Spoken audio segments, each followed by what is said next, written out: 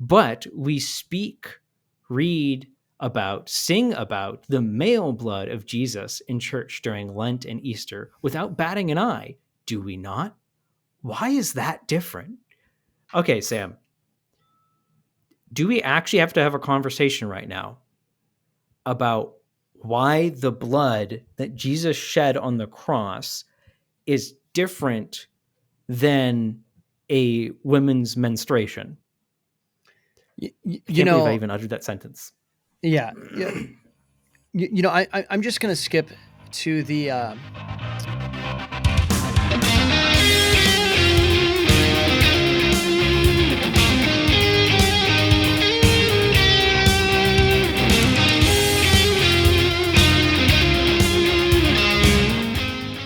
Welcome to the EWTC News Podcast.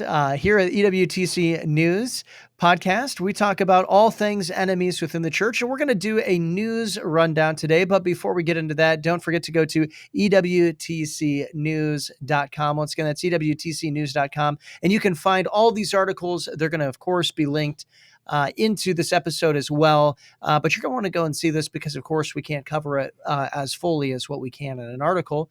But also while you're there, don't forget to go and click up at the top right side that says buy the documentary. If you haven't seen Enemies Within the Church, go ahead and check that out. It would make a great Christmas gift, not only for your friends, but also for your liberal aunt. She needs to see it as well. But Kyle, how are you doing today?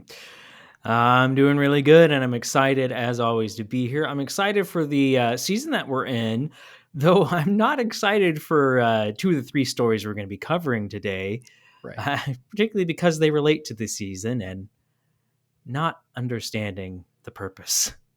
Right. Exactly. I'm excited too for this, and because it's fun to do a news rundown. Sometimes you get into kind of, we get into some really deep discussions, but sometimes it's just fun to kind of keep it a little bit more surface level. Of course, we're going to try to get into some of the depth of issues, maybe cover in some ways that other people haven't. But sometimes it's kind of fun just to skip from topic to topic to topic. But this kind of reminds me here, something we should maybe think about doing. And guys, Kyle hates it when I do this. Just run by a new idea that just pops into my head, because sometimes they're terrible ideas. Something that we should consider doing is we should do an article or maybe an episode on an Enemies Within the Church Christmas list. What do we want to see? What do we want to receive for Christmas this coming new year? And specifically looking out at our culture and the American church. We get into the international church some, but we mostly stay in America and looking at that. But something that would have been on my Christmas list, but it came early, is that first story, and that is Dusty Devers. If you remember, we've had a couple of stories on him. Dusty Devers, though, he won the Oklahoma Senate District 32 general election. He is Senator-elect. I would still call him Pastor Devers, because I believe that is a much more appropriate title than Senator, but he is Senator-elect. What do you got to say about that, Kyle? I got to say that's a phenomenal victory for multiple different reasons. One, because he's unashamedly Christian, not politically Christian. Not Christian, but it's not going to, pietistic. It's not going to interact with his political sphere.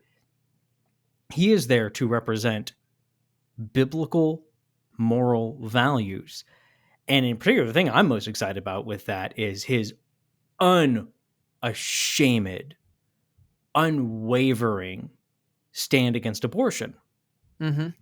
He has fought hard in Oklahoma to not restrict abortion, but to actually see it ended. Right. And now he's in the halls where they continuously back down from that fight. He's going to be able to raise a voice to that. And hopefully, personally, I don't know about your opinion, but I don't think he's going to get anywhere on that. I really don't think he is. Looking at the history, look at his history of the fight in Oklahoma from outside, I don't think that's going to change on the inside. But the thing is he going, from everything I know about him, everything I've seen about him, everything that is going on, He's going to tell it like it is, which is the kind of thing that we need.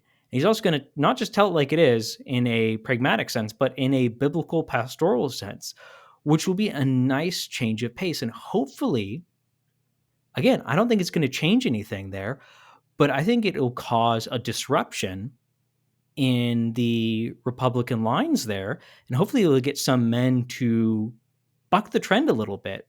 Maybe this will be a domino that starts something that is more impactful. But that is one of the encouraging things to see, is someone that is being biblically faithful, put themselves in a position where they know it's going to be difficult. They know they're going to get stonewalled at every turn. But it takes faithful men like that to start a process of dominoes. It's going to take a lot of losses along that way. It's going to take a lot of heartache along that way. But if we want to see things turn around in this country, when it comes to the moral fabric of the country, when it comes to the legal fabric of the country, when it comes to all of the different nonsenses we're seeing, it's going to take faithful men being willing to put themselves out there and experience ridicule, experience frustration, and sometimes experience loss. So I'm excited for all those reasons. Yeah, and Oklahoma is an interesting state because, as you mentioned here, it's been tried several times. This idea of abolishing abortion, and this really kind of took root in Oklahoma. It started a little bit before this, and I don't have the Oklahoma state politics is not necessarily my expertise, but it started around the time. It was a little bit before this when Dan Fisher ran for governor, and he lost, but he lost in a close race. And Dan Fisher ran. He's a Baptist pastor down in Oklahoma. Ran as an abolitionist, and it started a little bit before then. I believe there's a senator by the name of Silk, last name of Silk, that's down there, and there's some other guys down there, and they've actually presented abolish abortion bills and gotten them to the floor, and they've actually gotten a chance to vote on them.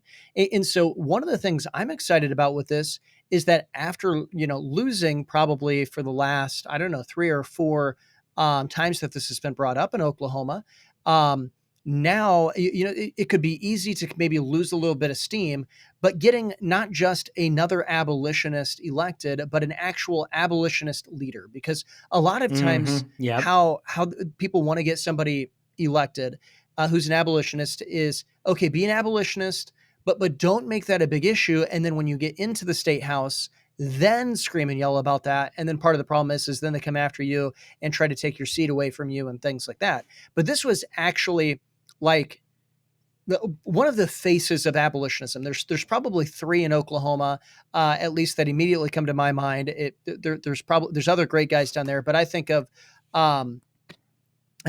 him, Dusty Devers. I think of Russell Hunter with Abolitionist Rising.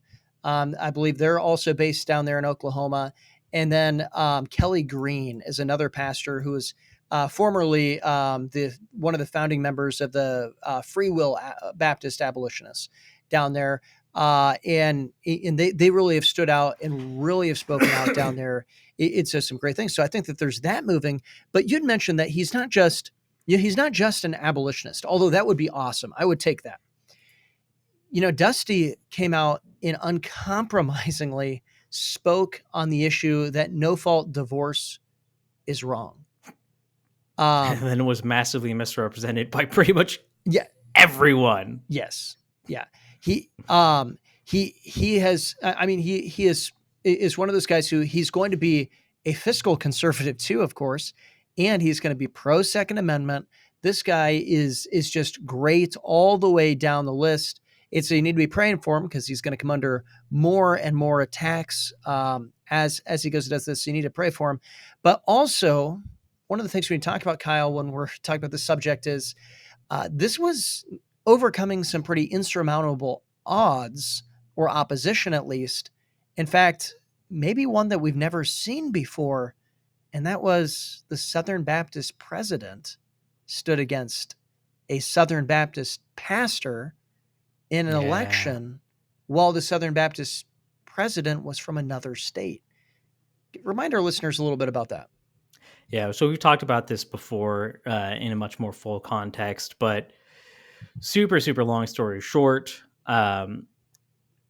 the SBC president, Bart Barber, has been feuding with Dusty over the topic of ending abortion, actually abolishing it. And he even went out of his way to donate to Dusty's political rival in the general election. So his Republican rival, not his I'm sorry, primary. Uh, Mm-hmm. anyway, he donated to his main Republican rival, and then some of his words that he used against Dusty were picked up by his Democrat opponent in the election, and he didn't really back down from that either when it was found out. So this is just pretty impressive of a situation all around that would even happen. The drama around it, and did it cost him the election? No, but it appears to have been a closer election than what the district was, at least per the previous go around in 2018, by a pretty significant margin. There's something like a 12-point shift between the 2022 election and now this 2023 special election. 1 year, 12-point shift. So is Barber responsible for that shift? There are a lot of different factors, but it shows something, a major shift when it comes to American political engagement, Christian political engagement. When you're pietist so hard that you go all the way back around and then support your you support the opponent. It's so weird. It's like Sweden was so neutral during the 60s, 70s, 80s that they ended up supporting the Viet Cong because they were so opposed to America's not neutral stance. Right. And it's like, wait a second, but that's not neutrality then, because you just picked a side. Right. And that's kind of what Bart Barber got himself into. But I think that and this would be something, we're not going to dive into this a whole lot today, but this would be something to flesh out later on, because Bart Barber represents the leadership of the so-called pro-life movement, and especially the ideology of this. And why I say the so-called pro-life movement is because if you talk to them, they'll say they're against abortion. If you talk to Bart Barber, he would say he's against abortion, and I believe he'd pass a lie detector test if while making that statement, because he believes he's against abortion. But there's so much against those who would seek to abolish abortion that they come out and they actually, destroy the opportunities to abolish abortion and to come up against somebody like Dusty Deevers. Like it doesn't make any sense whatsoever. Even if you disagree with the tactics of Dusty, if you come out here and you say, I'm against abortion, I want to see abortion ended, but I disagree with the way that Dusty's going about it. If you go and you truly believe that incrementalism is the best way, you also would come out here and say, but I'm still behind guys like Dusty because we agree on these things. Mm-hmm. But that's not where they are. And I'm not even saying that's right. I would be a lot more on the abolitionist side of things. But what I'm getting at with this is that this would just be an interesting topic and an interesting case study to go and to see these leaders, because Bart Barber has become, he is establishment swamp of the evangelical elite kind of a group. And that is the same crowd that we see that heads up many of the pro-life organizations. And I think that'd just be fascinating to get into. But you mentioned pietism. And I have to be honest here. It wasn't just Bart Barber who is guilty of pietism, but there is a lot of pietism that is going on in my home state. And that is Iowa, of course. And in Iowa, I believe it was December 2nd is when this first came out. What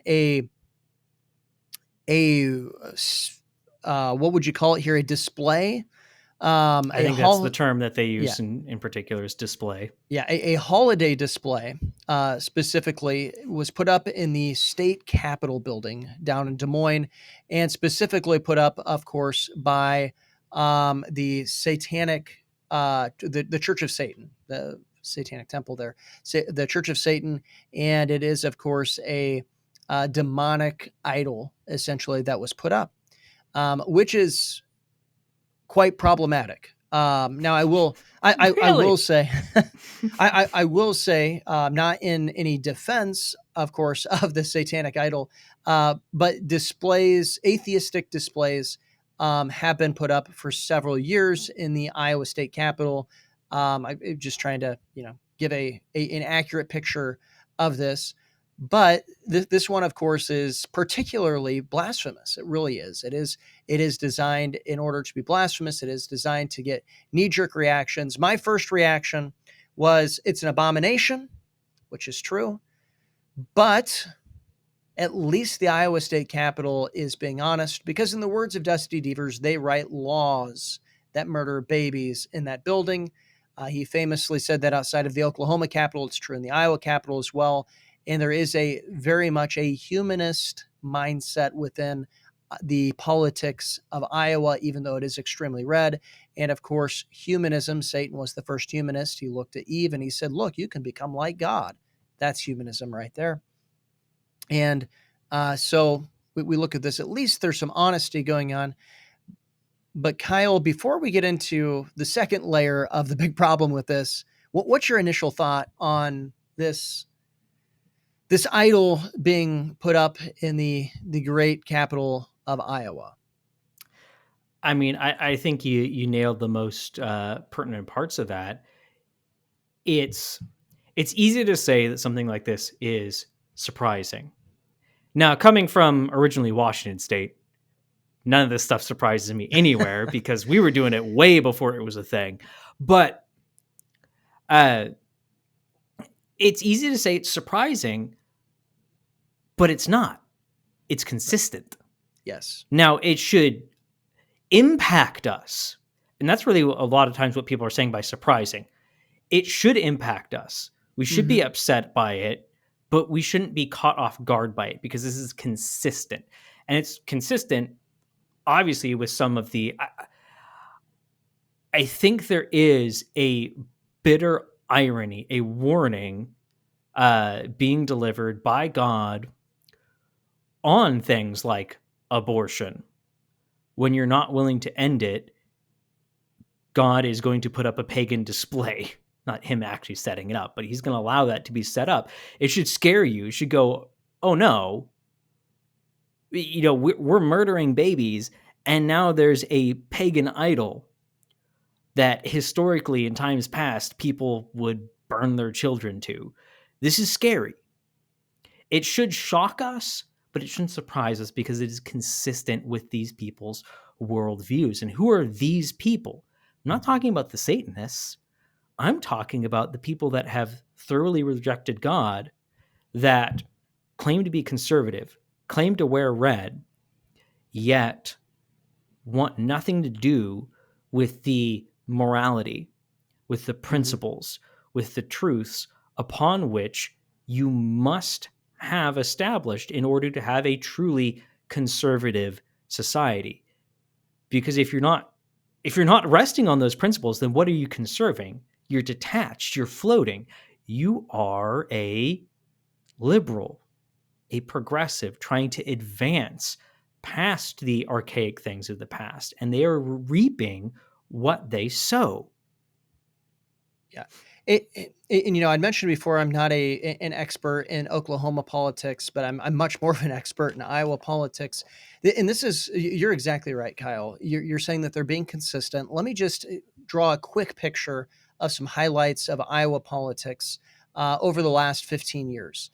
So about 15 years ago, Iowa, actually, I think it was exactly 15 years ago in 2008, Iowa Supreme Court justices came out and they said gay marriage is a thing. It's actually a thing. They declared it as right.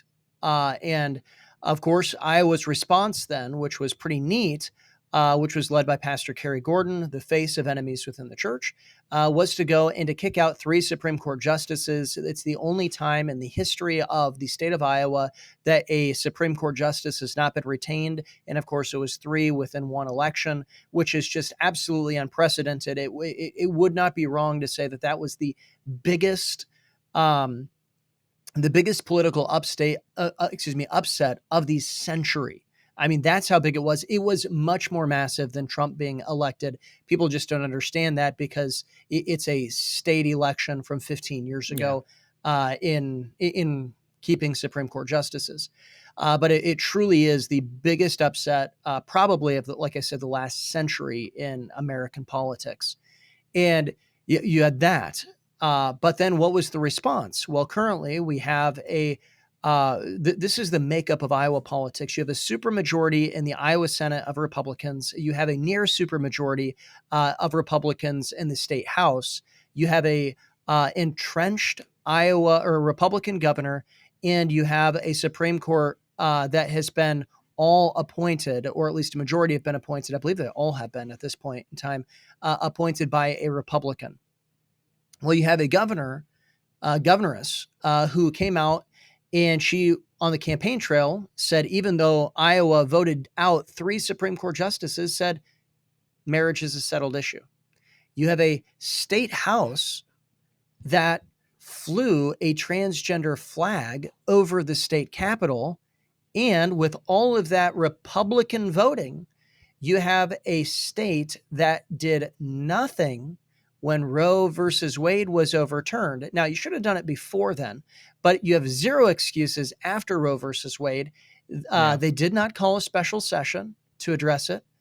They went all the way through the entire session, the regular session, without getting a law. And then they called a special session to do what?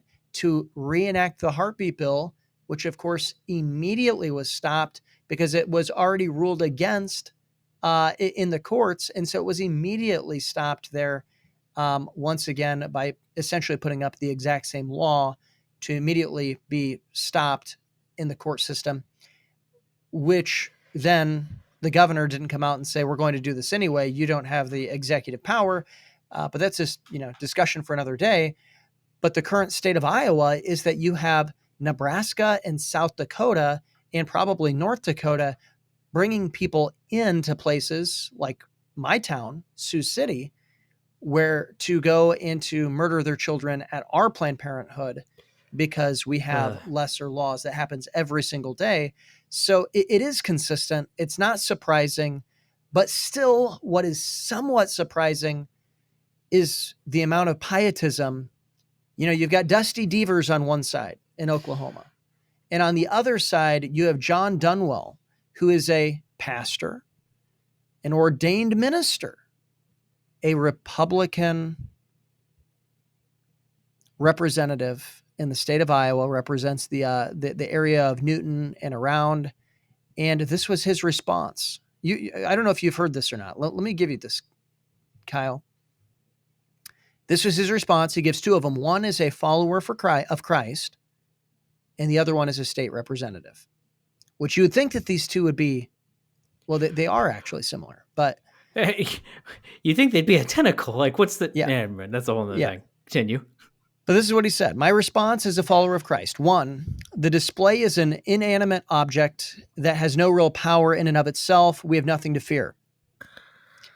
First of all, that, time out. That denies the spiritual reality of spiritual warfare. In Ephesians, when it says we wrestle not against flesh and blood, but against principalities and powers and rulers of darkness of this age. Like, he just literally poo-pooed that. But anyway, second, oppose the message of the display. It is not just another way to worship the same God. There are differences that need to be pointed out. The display glorifies evil influence we oppose, which also just contradicts his first point. But anyway, third point, the primary response required is prayer. Fourth point, the display itself is an invitation of the work we have yet to do. Iowa needs Jesus. Fifth point, The display provides a teaching example for our families of the difference between the person and the work of Christ and that of Satan. Love, light, and sacrifice compared to dark, foreboding creature. Sixthly, my faith is never imposed upon others, nor should it ever become a direct part of government. It is always a response to the person and the work of Jesus Christ. I don't want to mix the kingdoms. Government is a poor arbiter of religion. And lastly, for his reasoning here as a response as a follower of Christ, take full advantage of the opportunities to express our faith and appropriate displays and programs at the Capitol. Now, his response as a state representative: 1, review the guidelines to ensure they represent our constitutional rights, which he did above and says that they do.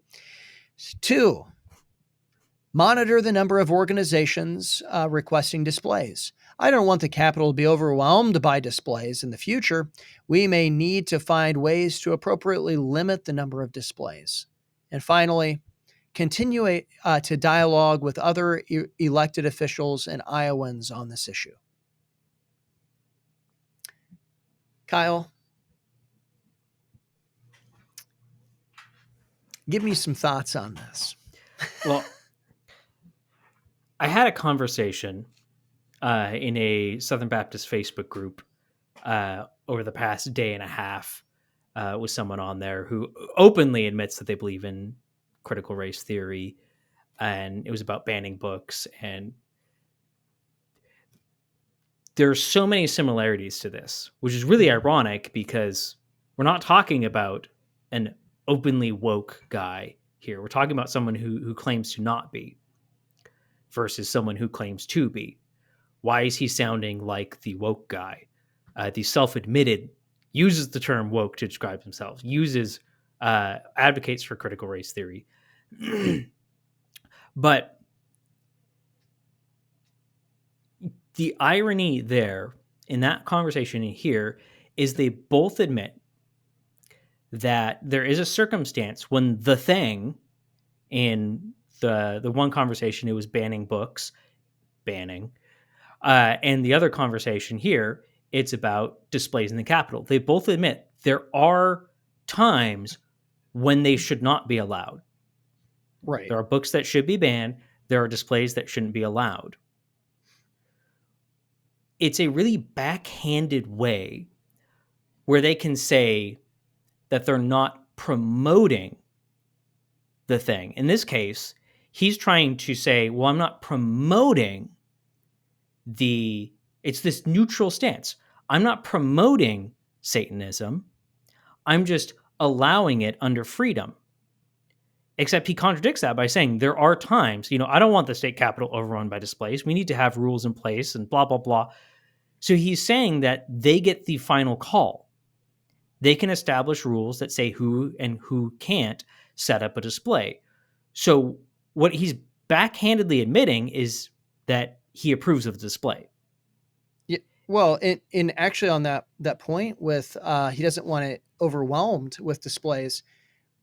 In the context that he's speaking of, he's saying, don't go and bring in 1,000 nativities next year just to keep the Satanists out, because that would just be ridiculous. Don't do that. That's really what he's trying to, how I'm taking it anyway.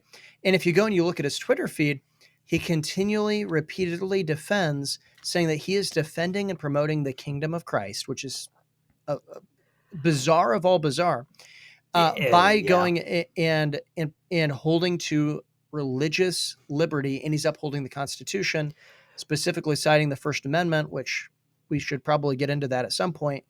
But I want to also get your take on this. Does it surprise you that between that tweet that I just read and all those other ones that I'm describing, that smack dab in the middle of these ones, he also has a picture of him going and ringing a bell for the Salvation Army?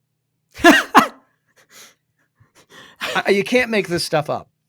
Okay, if you don't know why that's like just a biting thing to point out, you need to go listen to our most immediate podcast before this, which was on the Salvation Army. You can also read the article.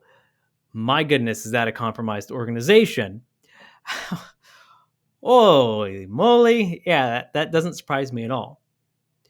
But again, it goes back to the point, and the point I'm really wanting to establish is he's fighting, in his words, he's trying really hard to establish neutrality. Mm-hmm. Yeah, this freedom, the way we enjoy freedom is by neutrality. We're not going to judge one belief over another.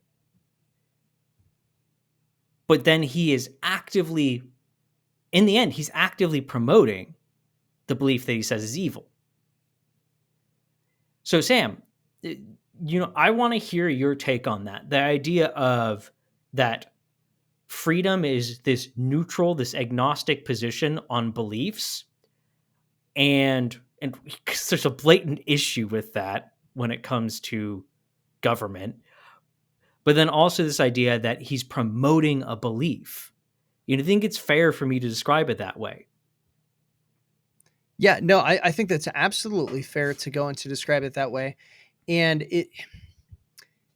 this whole idea of religious freedom is one of the most frustrating ones for me to go and to talk about, because yes, when you read the First Amendment and you just take it at face value with absolutely no context behind the nation, behind the culture that it was written, and behind the actual debate that happened over the First Amendment, and you read that through, let me use, a woke term, the lens of our current culture, and not taking any kind of history or anything of context into this statement.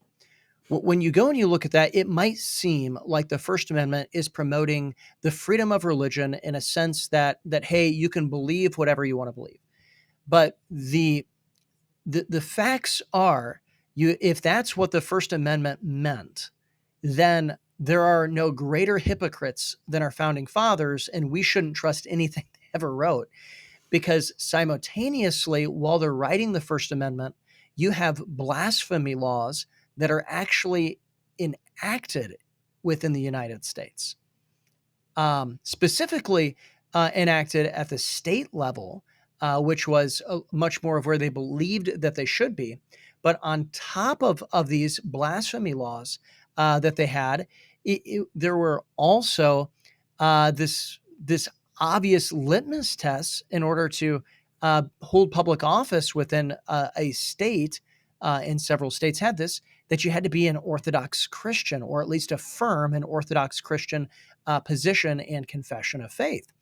And then on top of all of that, you start to go into understand the context of the debate of the First Amendment.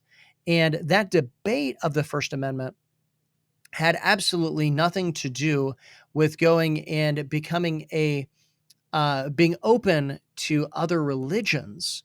But the First Amendment, it had to do with going and having other Christian denominations. This wasn't the concept of going and allowing Muslims to come in to our nation, into our political system in a way that they would be able to bring in their laws. Our organic law had already established that everything else that would be built upon it would be according to the laws of nature and nature's God. And specifically, the God that it's referencing is the God of the Bible. And all of the organic law was pointing back to that fact, which is what the Constitution was built upon. Mm-hmm. And these are important things to understand and to realize when we're looking at religious freedom. It is going and saying, look, we're not going to have the Anglican Church. We're not going to have the Church of America. That is true that there was that, but the concept was that we're not going to have a dominant Christian denomination against that state sanctioned and would block out other Christian denominations. But it was going and saying, we are a Christian nation that is founded upon Christian principles. And this is affirmed. A great reading resource is Holy Trinity versus the United States. I believe that's 1892 is when that case took place. And they go through and they break down in the Supreme Court, especially for all you judicial supremacists out there. The Supreme Court of the United States comes out and emphatically states that the United States is, in fact, a Christian nation and was founded upon Christian principles. And Mm-hmm. that's the religious freedom in the context that the First Amendment is written and understood. Um, Not this concept of going and saying, let's put up an idol, to say a blasphemous idol worshiping a demon, because in doing that, Kyle, that would be violating the blasphemy laws back in the day that we had, and it's one of those, like, you'd get prosecuted for putting that up when the First Amendment was being written and after the First Amendment was written. Yeah. And for the sake of non-Christian religions, yeah, the consequences of there not being a state church and freedom of religion also means there's not going to be an inquisition. So people hear like blasphemy laws and they go, oh, well, that means that there's some kind of inquisition, that people are being No, hunted down and that's their not what it homes means. broken into to see if there's. I think the founding fathers would be appalled by all the spying that goes on of Americans and just the power that the government has to see private communications. And they'd be shocked and appalled by that. And yeah, that would violate the sort of freedoms we have, not just freedom of religion, but freedoms all around. But Sam, as we wrap this section up, I want to get at this because I think this is a useful thing for someone that's not fully understanding to get at. If we have the type of freedom of speech or freedom of religion, and let's talk just about religion for a second. We have the type of unlimited freedom of religion that we supposedly have. If everyone's beliefs need to be equally respected by the government, can any law exist? No. And that's a great question, Kyle, because every law legislates morality. It is stating that something is wrong. One of my Mm-hmm. favorite things to do in college ministry is to go to a secular college campus and to challenge the college students. And one of the things that comes up is how do you define right and wrong? And the first thing they go and they say is that it's my truth and it's your truth. And I go and I say, okay, so school shooters are justified in what they do. And of course, the response, because morality is objective, is Yep. no way. That is not what I'm saying. And I said, but it's their truth. Who are you to say that they're wrong? And they go, well, okay, it's your truth, but it's the truth of the majority. And I look at them and I say, wow, I would have never taken you for a racist, which is the greatest thing to tell a liberal college student, because that is, I mean, that is the worst possible thing that you could call them. And they say, what do you mean? And I say, well, you just said that you were for slavery in the 1800s. And they say, well, I did not. And I said, yes, you just said that it is society as a whole. It's society as a whole, or the popular view of society. In obviously, slavery was popular enough to be the law of the land. So are you saying that slavery was right? And they say, no. And I said, but you did. And pretty soon they start thinking, and sometimes they give some more thought out answer, but most of the time that's when they get stumped and they turn and they say, well, how do you define what's right and wrong? And then you have a perfect opportunity to take them to the moral law of God. But the founding fathers in the Federalist Papers, specifically through the first, I want to say 10 or 12 of them, they really lay the foundation for why unity is important. Really, throughout the entirety of the Federalist Papers, they do that. But they really emphasize that in the first 12 or so. And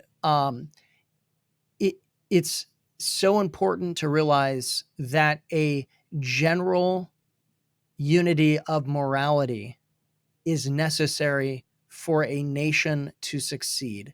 And that's Yep. why Western civilization has been so great, is because it is monotheistic. and it has the right God. It believes in one God, and it did get the right God generally. But to bring it back to your question more directly, no, a nation could not survive or have any law if everybody did what was right in their own eyes. Yeah, exactly. And that's the problem with taking this unlimited view of religious freedom or even freedom of speech.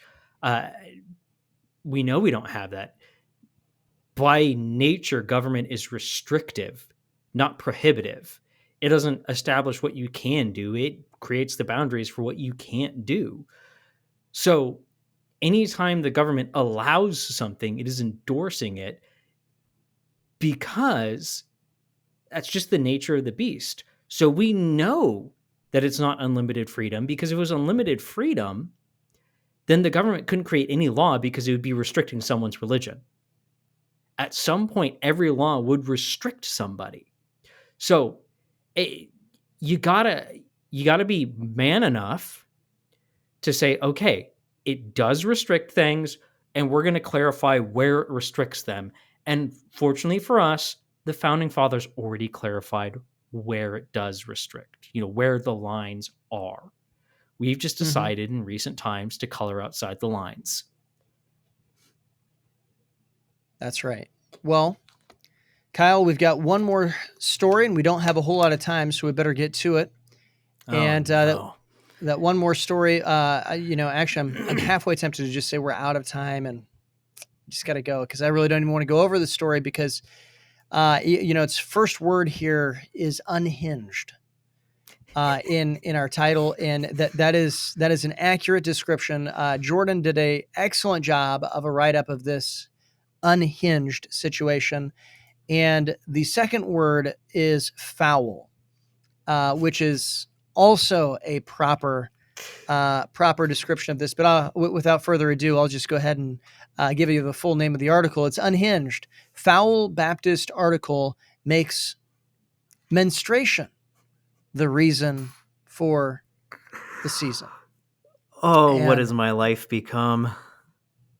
I, I I ask myself that every day, Kyle. Every day, what has my life become? When you see articles like this, because uh, to be honest, it's ridiculous, just absolutely ridiculous. And there's more ridiculousness that's come from this person as well. But the person who wrote this is it Day? Julia Day? Yes. From the Baptist News Global. And what highlights do we need to get into this? Because I don't even know where to take this one. So there's no point in establishing much background because just hearing a little bit of the article will clarify immediately what's going on more so than any background or setup is because you can't be prepared for what you're about to hear. Beyond the fact to say that it is extremely unsettlingly blasphemous. But the article is about the Advent and how essentially we're missing the whole point of it. She's trying to pull out. It's one of those, where I'm trying to pull out the unsung heroes type of thing. But let's just read a little bit. Ever hear the phrase, behind every successful man, there is a woman? Jesus is the successful man. Mary is the woman. Okay. We're already off to a Pretty uh, blasphemous start.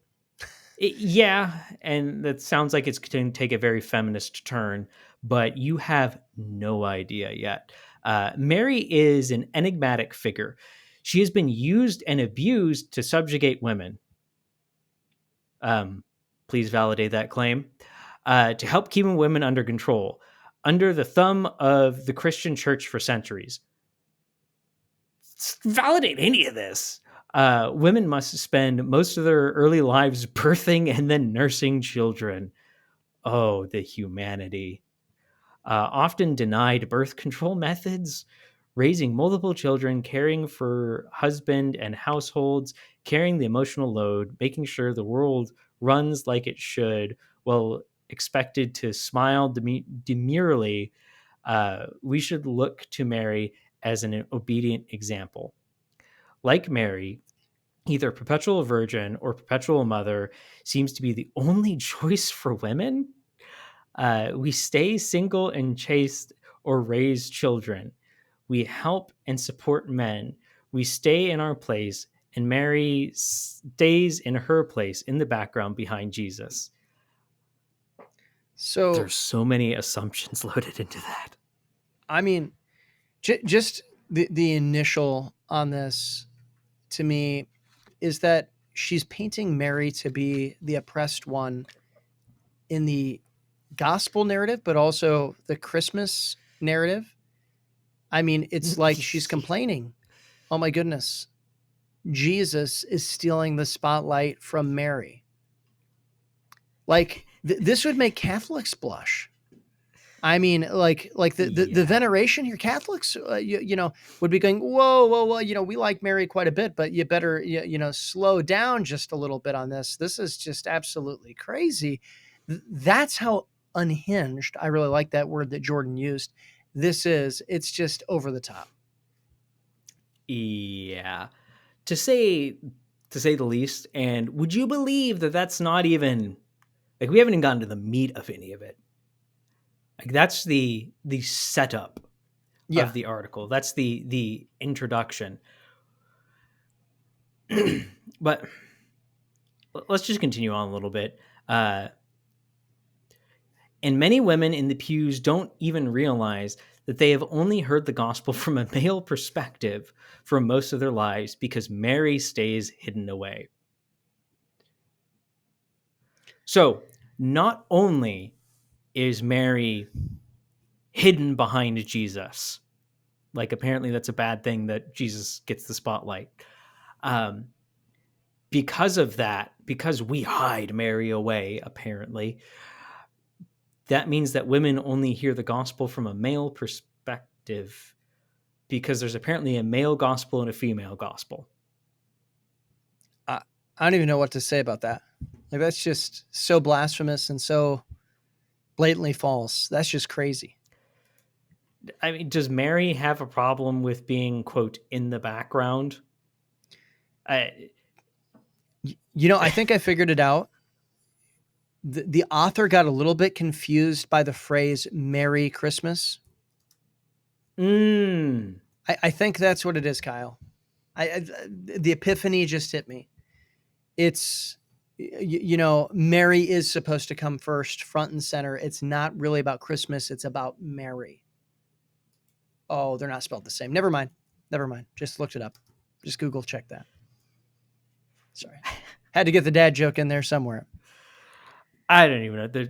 How do you respond to this? But again, we're not even at what is the crux of her article? What is the point that she's trying to get across? Well, she's starting to establish it. Let's read a little bit more. Now, we're not reading the entire article. We are taking quotes, although this has been the majority of it so far.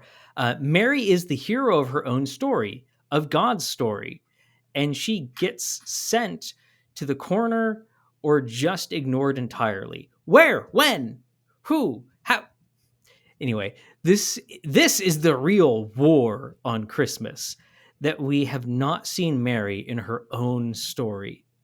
Sam, did you know that until now? That the story of the Christmas narrative is about Mary, that it's her story? I think I'd heard that once from another heretic.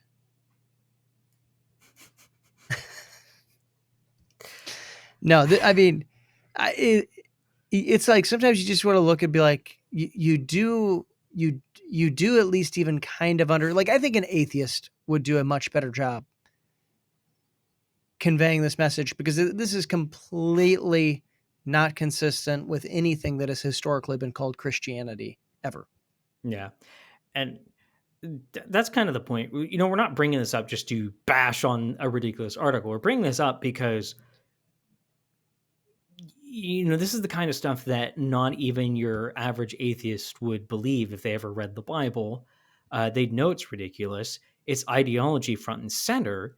And it should be noted that this is not coming from some radically fringe group, although Baptist News Global is a very liberal media outlet, but it's still a major, quote, evangelical Baptist publication. And these are this ideology, the kind of ideology we're seeing here is more widespread than you'd think. This Mm-hmm. just kind of exposes it. But let's get into the let's get into it. Uh, Do we uh, have to?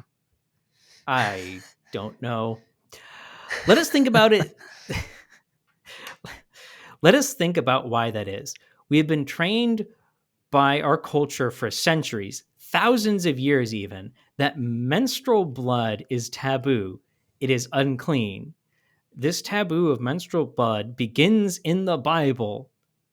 So, more attacking on the Bible, more attacking on Christianity. According to the Old Testament, we know that even Blessed Mary would not have been allowed to enter the temple while menstruating. There were also other restrictions, and there were good Yeah. restrictions because it is unclean. Like, especially back in a pre-modern society when you just had cloth and it was getting in the cloth and it's really easy to spread diseases. This impurity of women has come to be associated with sinfulness, uh, which I think she's making a reference to Isaiah, where he says that all righteousness is filthy rags. And Sam, what's the literal translation of filthy rags Yeah. in the Bible? Menstrual rags is what it's referring to there. Yes.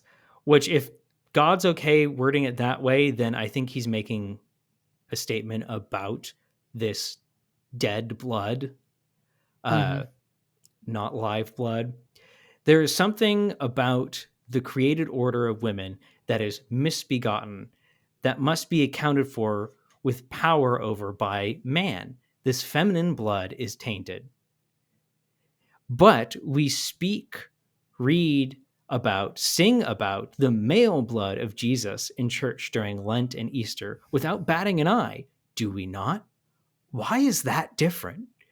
Okay, Sam, do we actually have to have a conversation right now about why the blood that Jesus shed on the cross is different than a woman's menstruation?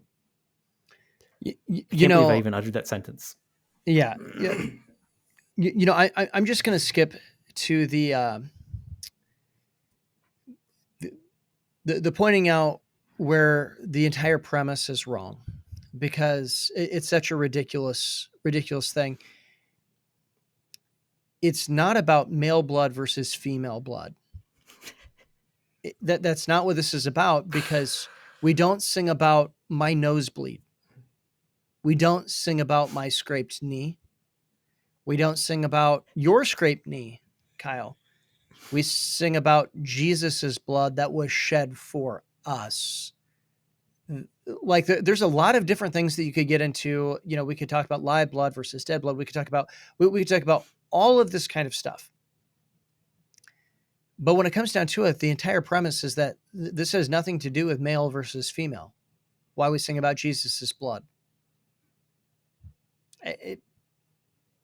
This is about the fact that there was the spotless Lamb of God who was slain for us, that there was a sacrifice that was made. That's what this is about. Yeah, And there's this seems to be no completely other lost here. way. Yeah, there's no other way to word it other than she's literally, very literally deifying women. Either that Mm-hmm. or she's tearing down Jesus. I Yes. don't know how you could get. I don't know how you could say the things that she said and not get that. Uh, it's a problem. I cannot believe I'm about to read this sentence and it is going to be broadcast all over the internet. So, Okay, give a quote. little bit of a disclaimer here. This is, I would say, much more graphic than what we would normally use. Yes, we're reading her exact words verbatim, not skipping over any section here. Um, you have been warned, especially if you have not given your children, you have small children that you have not given an detailed anatomy lesson to yet. Uh, it is important to know these things, to know the ideologies that are being pumped out and are being adopted in smaller forms by people all across the country. And this is the progression of where it's leading. Yeah. But if you do have So here smaller we children go. who you haven't given an anatomy lesson to, go ahead and put this on pause and listen to it around them later. Yeah. In fact, Jesus has a vulva. Vulva is the correct name for the anatomy commonly known as the vagina that contains the vaginal opening and the clitoris, or oval shaped wound in his side from which he bled like women bleed as he hung from the cross and died.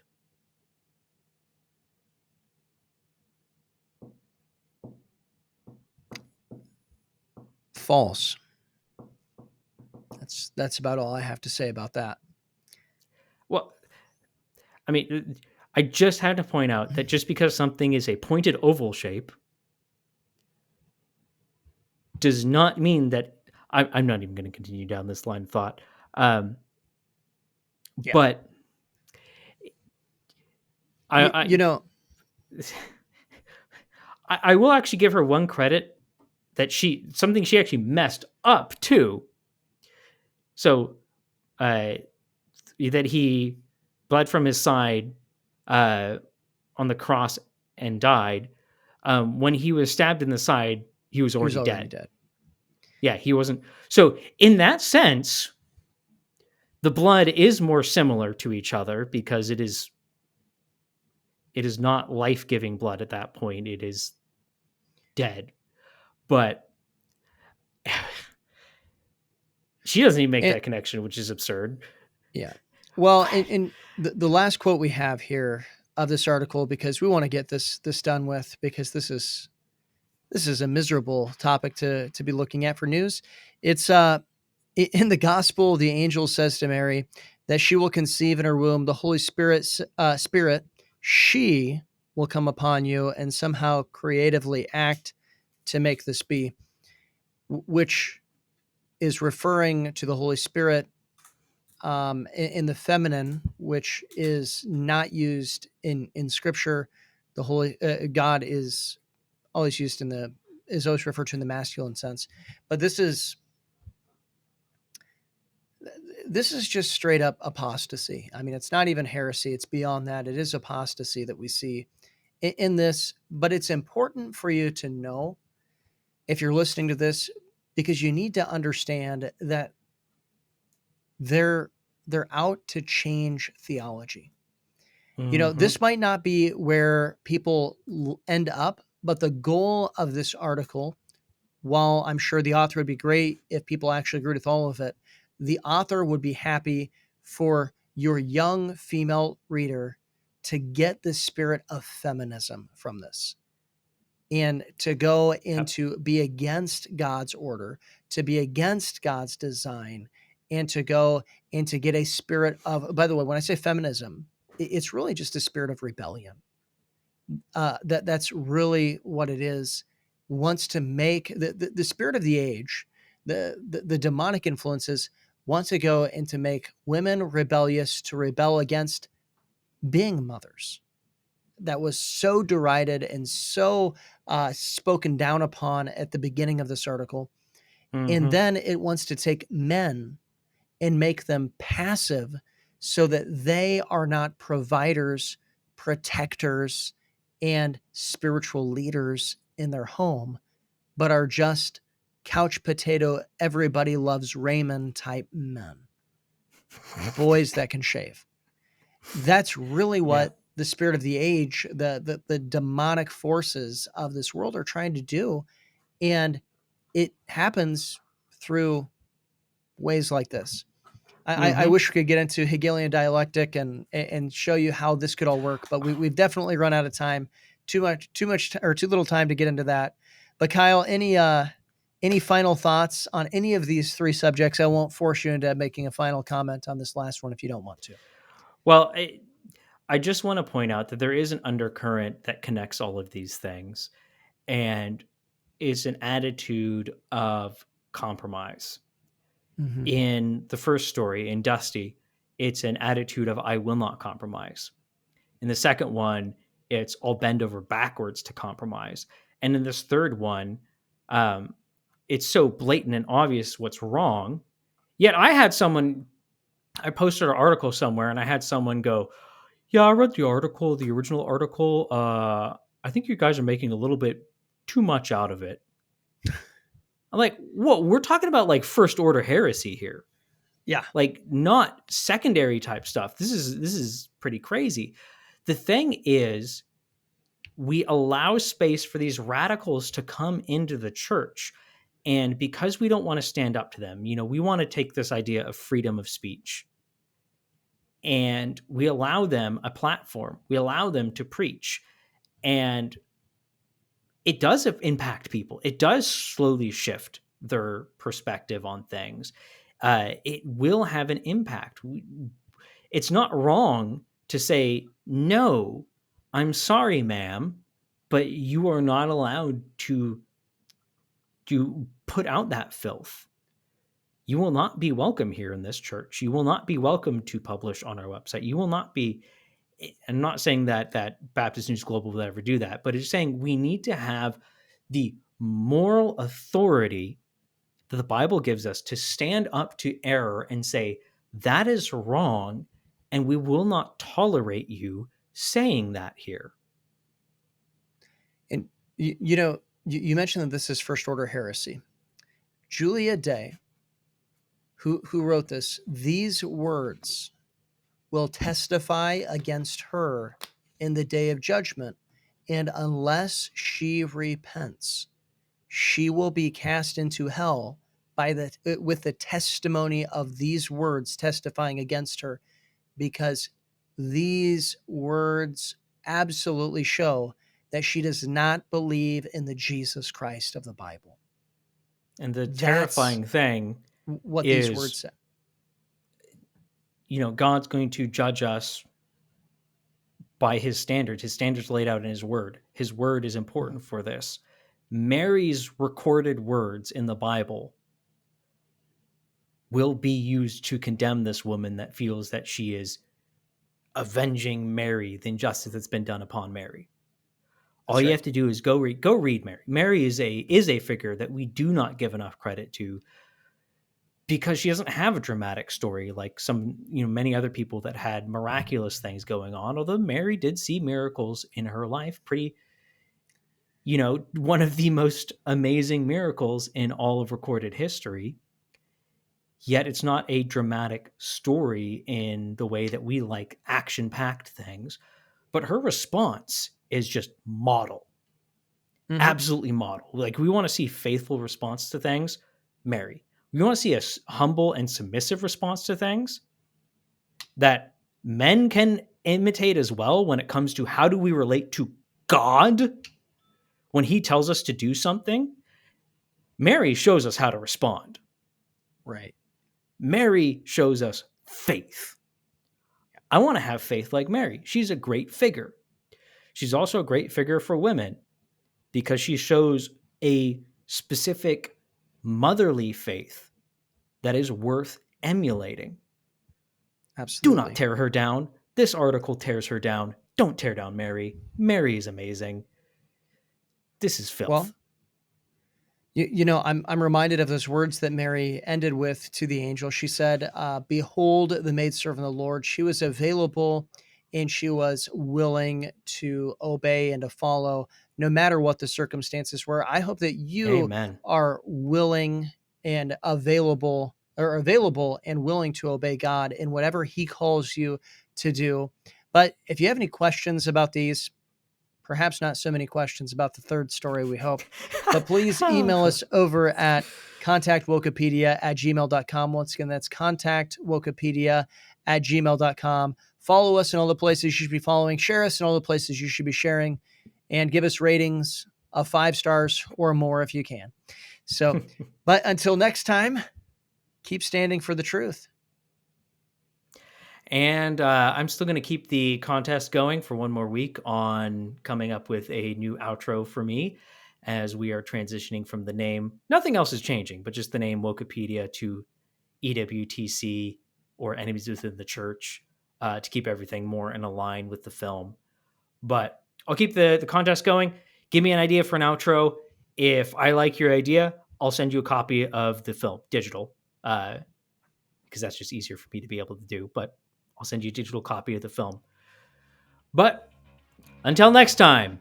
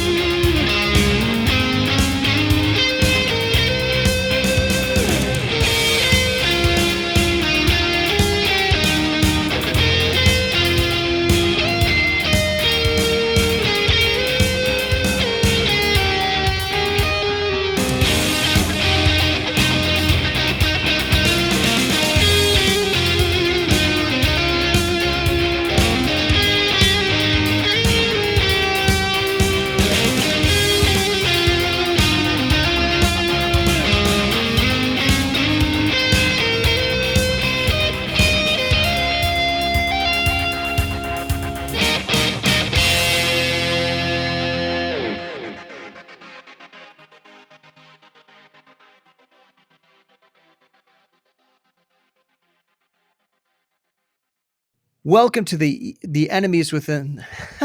We'll start over. Welcome to Enemies Within the Church news.